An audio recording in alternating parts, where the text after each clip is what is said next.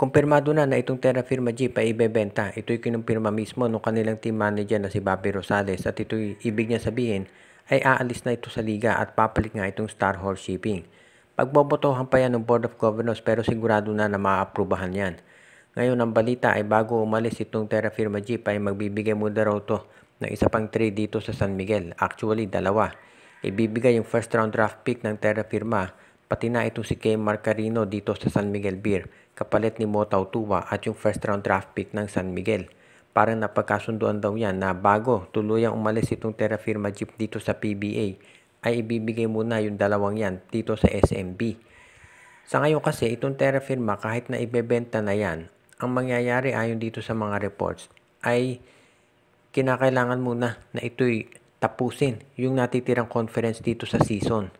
Ibig sabihin, pagkatapos nitong darating na Philippine Cup, iyan, aalis na itong Terra Firma. Tatapusin nila yung Philippine Cup at pagbukas ng bagong season, iyon, Star Horse Shipping na ang nandyan sa PBA. Pero sa ngayon, mukhang itong Terra Firma ay gagawa muna ng isa pang trade bago tuluyang umalis dito sa liga. At ibig nga niya sabihin, makukuha ng San Miguel itong si Kay Marcarino at itong number 1 draft pick na hawak ngayon ng Terra Firma. Sigurado naman na magiging number 1 yung draft pick na yan dahil nga sa sama ng nilaro ng Terra Firma ngayong season na to. So, mukhang ganyan ang plano ng SMB ngayon at tandaan natin bukod dito sa Terra Firma, meron ding mga gagawing trades pa itong San Miguel kasama itong Northport Batang Pier at isa yan doon sa mga inaabangan ngayon ng maraming fans dito. Sa ngayon, pwede rin nating masabi na magiging matindi talaga yung development dito sa SMB. Lalo na kapag tuluyan ng na-trade dito si Carino at yung number 1 draft pick, dahil dyan magkakaroon na ng oportunidad ang SMB na palakasin yung lineup nila. Sa ngayon, itong Barangay Ginebra ayon dito sa mga reports ay ready na kumuha ng panibagong big man na magdadagdag puwersa dito sa kanilang lineup. At ayon dito sa mga insiders ng Ginebra ay willing daw sila makipag-usap kahit sa mga independent teams, hindi lang dito sa mga farm teams nila para kumuha ng mga players na kanilang magagamit. At ang kabilang dito sa tinutukoy na posibleng kunin ng Barangay Ginebra ay ang 6'7" na si Luis Villegas mula dito sa Rain or Shine Elasto Painters. Ito si Villegas ay isa sa mga tinatawag na malaki potential dito sa PBA at willing daw maghintay itong Barangay Ginebra na makarecover to sa kanyang injury. Dahil sa ngayon kasi ang Ginebra sa tingin nila marami pa naman silang talent, so kaya nilang intayin na makarecover itong si Luis Villegas mula doon sa injury niya at tsaka nila gagamitin. Dahil nga injured dito si Villegas ay pwedeng gamitin ang Barangay Ginebra na pang trade lamang ay isang second round draft pick o kaya si Ben Adamos at malamang papayag na dito si Coach Yeng Giao ng Rain or Shine. Kaya ngayon kung sakaling matuloy ang trade na yan, willing ang Ginebra na sabihin nga natin ay subukan ito si Villegas dahil malakas naman yung lineup nila. Ibig sabihin, walang mawawala sa Ginebra kung susubukan nila si Villegas at ang ibibigay lang nakapalit ay second round draft pick o si Ben Adamos dahil hindi rin naman ginagamit itong si Ben Adamos dito sa lineup ng Ginebra. Kaya sa ngayon masasabi natin na itong Barangay Ginebra talaga magiging maganda yung future nila kapag ito ay kanilang ginawa dahil masisiguro natin na itong Ginebra hindi naman yan mapag-iiwanan pagdating dito sa pagdagdag ng mga malalaking players na kanilang kinakailangan dito sa kanilang lineup. So sa ngayon, itong Barangay Ginebra alam natin na magkakaroon yan ng additional na mga players na idadagdag kung sakasakali na kailanganin. Pero sa ngayon, ang priority daw ayon dito sa mga insiders sa kampo nila ay kunin si Villegas. Pagkatapos mabenta itong Terra Firma Jeep, marami mga fans na nagtatanong kung ito kayang Magnolia ay susunod.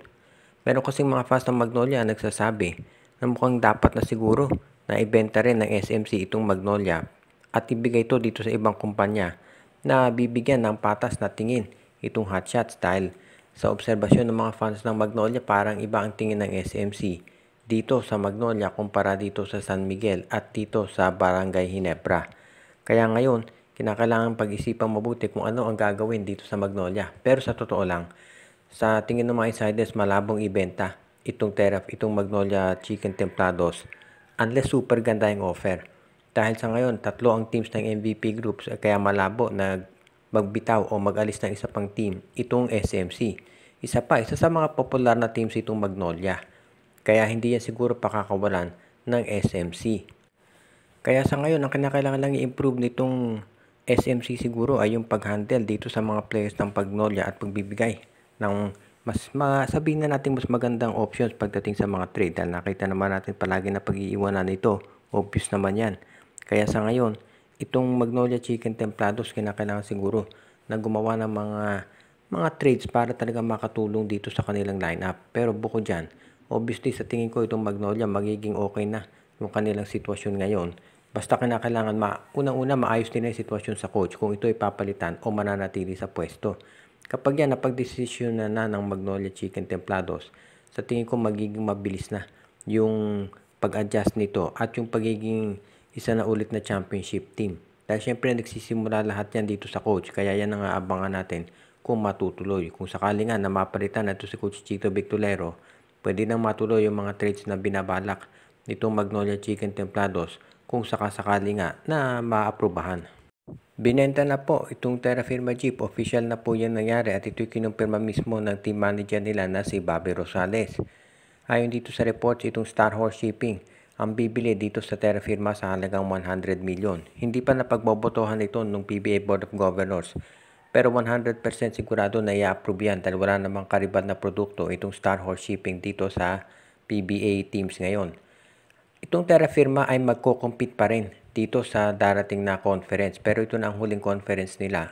At sa susunod na season ng PBA, Star Horse Shipping na ang magiging team na hahawak dito. So, yan ngayon ang magiging major development dito sa Star Horse Shipping. Sigurado na maraming fans ng PBA ang matutuwa dito sa pag-alis ng Terra Firma. Dahil ito ilang beses na natin nakita yan na palagi na lamang nandun sa ilalim ng team standings at yung mga top players at draft picks nila ay palaging binibigay dito sa SMC. So, ang tanong na lamang ngayon ay meron pa kayang team na susunod? Well, dalawa yung team na dapat na mabenta obviously, itong Blackwater at Northport Batangier. Ang tanong na lamang dyan ay kung sino ang bibili. At syempre dito sa Star Horse Shipping, alam natin, yan ay merong team dito sa MPBL. Pero ito nga ba ay talagang magiging, sabi nga nila, seryosong team na magko-compete dito sa liga? Ang pinaka-inaalala kasi ng mga fans, baka ito maging isa ring parang farm team, katulad ng SM ng Terra Firma.